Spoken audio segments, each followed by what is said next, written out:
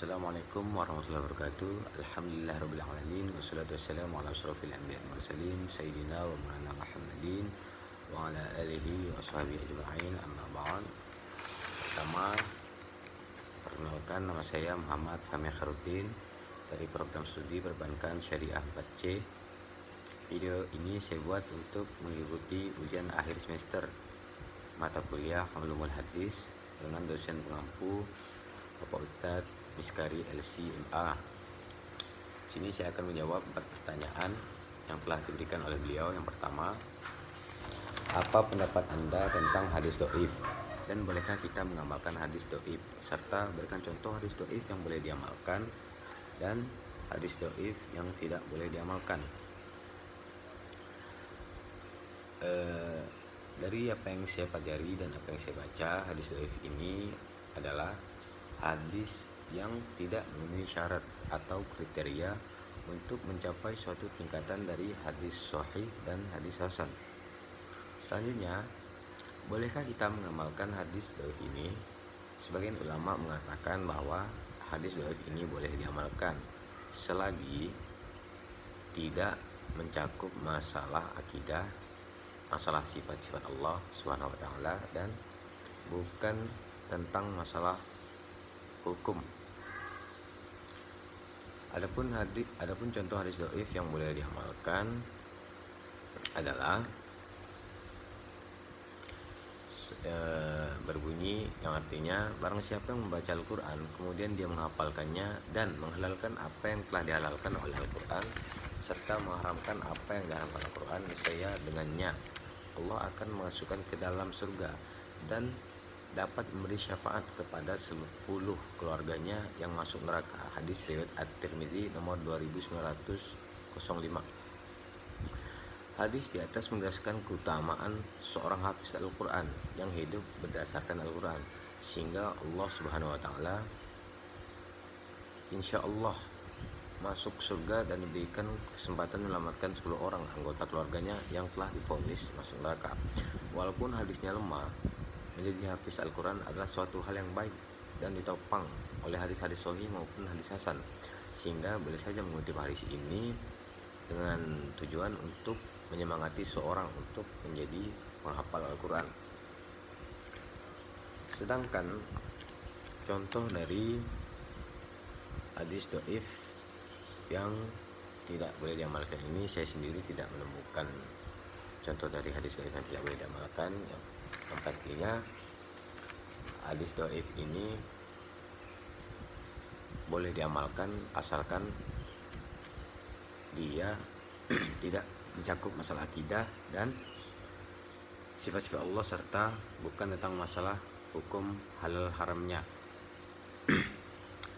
Kemudian soal nomor 2, apa perbedaan antara hadis matruk, hadis mungkar, hadis maudhu serta hadis majhul? Jelaskan semuanya serta berikan contoh dari hadis maudhu.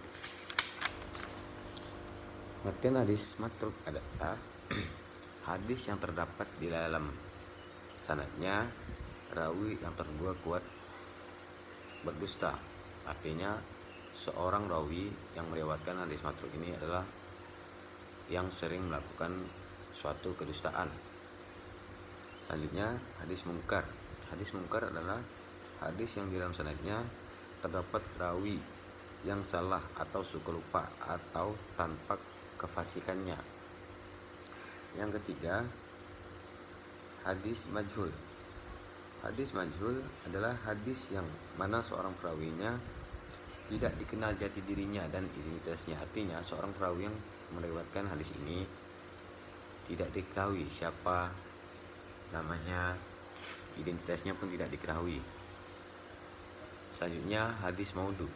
Hadis maudhu adalah berita bohong yang dibuat-buat dengan mengataskan nama Nabi Muhammad SAW, padahal Nabi Muhammad sendiri tidak pernah membuat hadis tersebut. Contoh dari hadis maudhu adalah artinya tuntutlah ilmu sampai ke negeri Cina. Hadis riwayat Ibnu Aqi dalam Al-Kamil. Ini adalah hadis dhaif jiddan atau lemah sekali. Bahkan sebagian ahli hadis menghukumnya sebagai hadis batil. tidak ada asal usulnya.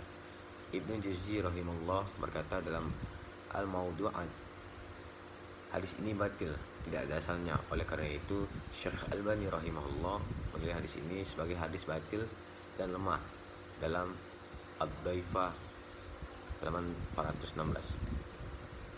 Pertanyaan selanjutnya adalah apa perbedaan antara hadis sahih li ghairihi dan hadis sahih li zatihi? Berikan masing-masing contohnya.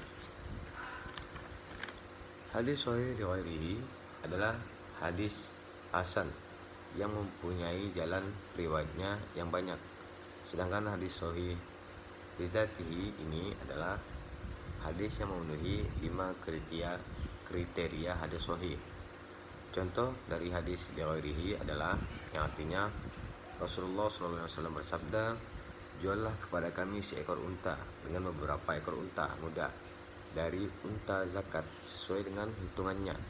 Maka ia mengambil seekor unta jantan ditukar dengan 2 ekor unta muda atau 3 ekor unta betina. Hadis riwayat Ahmad dan Baihaqi. Sedangkan contoh dari hadis sahih li zatihi adalah artinya telah mengabarkan kepadanya Yahya bin Yahya, ia berkata, aku membaca kepada Malik dari Safwan bin Sulaim dan Atha bin Yasir dari Sa'id Al-Khudri bahwasanya Rasulullah SAW bersabda, mandi pada hari Jumat hukumnya wajib, yaitu bagi yang telah bermimpi atau yang telah baligh. Hadis riwayat Muslim. Pertanyaan yang terakhir, apa perbedaan antara hadis munqati, hadis mudhal, hadis mu'allaq, mursal, dan hadis mudallas? Hadis mu'allaq adalah hadis yang gugur rawinya seorang atau lebih dari awal sanad. Sedangkan hadis mursal adalah hadis yang karena sanadnya ada yang terputus di kalangan sahabat atau para tabi'in. Hadis mudallas adalah menyembunyikan suatu cacat atau ilat dalam isnad dalam menampakkan suatu periwayatan yang baik. Yang terakhir, hadis munqati adalah hadis yang gugur rawinya sebelum sahabat di satu tempat atau beberapa tempat dengan syarat tidak berturut-turut. Sekian video yang dapat saya sampaikan. Apabila terdapat kekurangan-kekurangan, saya mohon maaf yang sebesar-besarnya karena pada saat ini saya masih dalam proses belajar. Apabila terdapat suatu kebaikan atau manfaat, itu datanglah dari Allah SWT, dan apabila terdapat kesalahan, itu semata hanya khilafan saya dan salah dari saya. Wabillahi taufiq wal hidayah. Assalamualaikum warahmatullahi wabarakatuh.